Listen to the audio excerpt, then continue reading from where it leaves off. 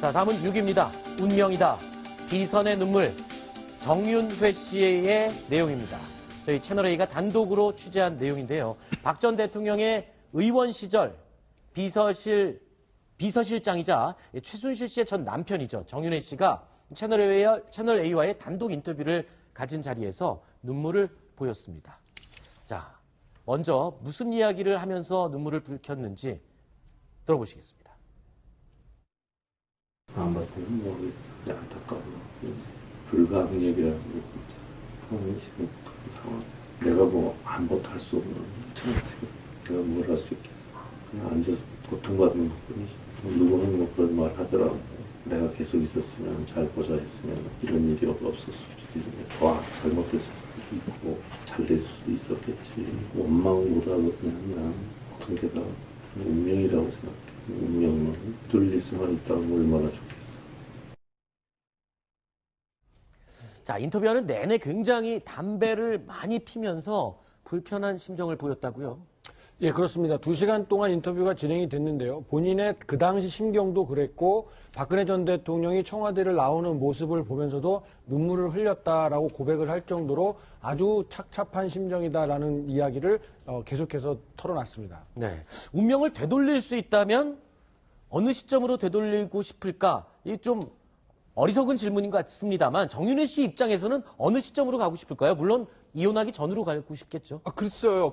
이제 예전에 이제 뭐 정윤회 씨 아버지 한번 채널에서 단독 인터뷰하지 않았습니까? 예. 그때 제가 인터뷰 내용 기억이 나는데 그때 아마 뭐 그 대통령을 사이에 두고 최순실 씨랑 정윤회 씨랑 좀 갈등이 있었다. 뭐 이런 네. 언급을 좀 했었고 그리고 예전에 뭐 정윤회 씨 인터뷰에서 좀 그런 비슷한 얘기가 좀 나오는데 네. 만약에 정말로 지금 보시는 이제 아버지 얘기대로 네. 정윤회 씨가 어떤 최순실 씨와의 어떤 그 문제 때문에 대통령과 좀 멀어지기 시작한 거라면 네. 아마 그 시점으로 돌아오고 싶지 않을까 싶어요. 잠시만요. 네. 그 말씀을 우리가 어떻게 준비한지 아시고 미리 그 얘기를 꺼내셨네요. 그래요? 저희가 준비가 되어 있습니다.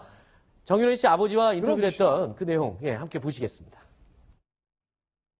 아들이 정윤회가 와서 대통령하고 이제 멀어지게끔 이렇게 누가 얘기를 한 것 같다고. 우리 아들 같은 경우에는 국회의원 비서까지는 뭐 충분해도 대통령 비서로는 아마 조금 문제가 있었던 걸로 생각을 할 수가 있죠. 주변에서 그런데 별로 그런 경험이 없으니까 이제 그런 걸 얘기를 했겠죠. 그런 말씀을 대통령께 전달하신 분이 그러면 최순실 씨? 그러니까 아니 애는 그렇게 생각을 하는 거예요. 처음에는 굉장히 섭섭하게 생각을 하고 그랬었나 봐요.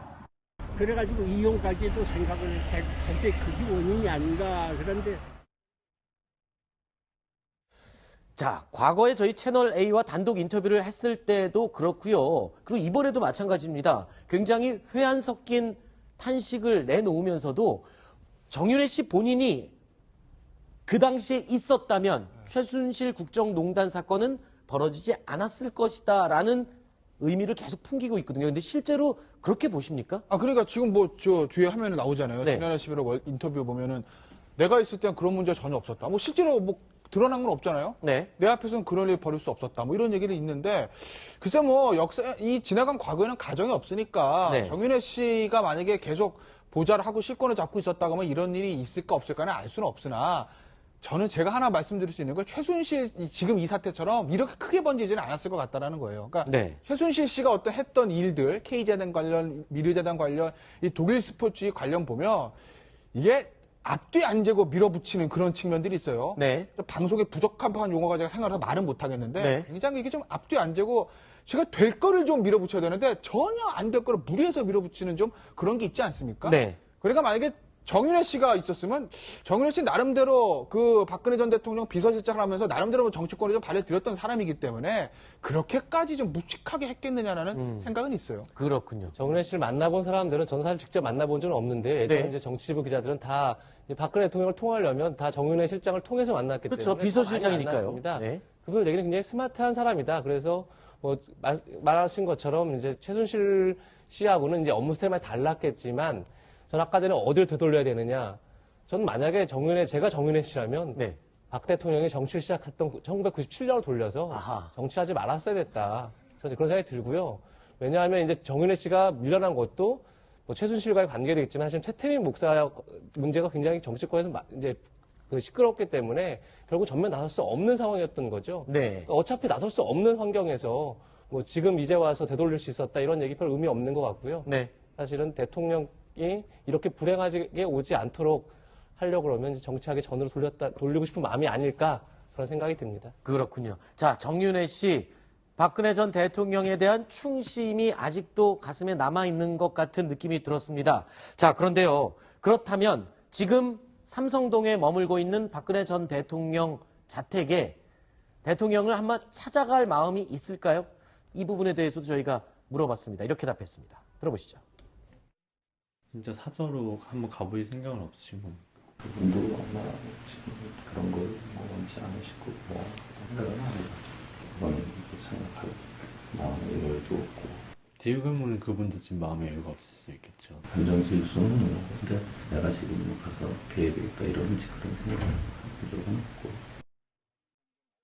결국에는 아예 만나 뵐, 그러니까 삼성동 자택에 찾아갈 생각 자체를 하지 않았다. 그러니까 가도 만나주지 않을 것 같다. 이런 미리 생각을 예단을 한 것 같아요. 박 전 대통령에 의해서 그 정윤회 씨는 어느 한 순간에 완전히 이제 배제가 된 것 같고요. 네.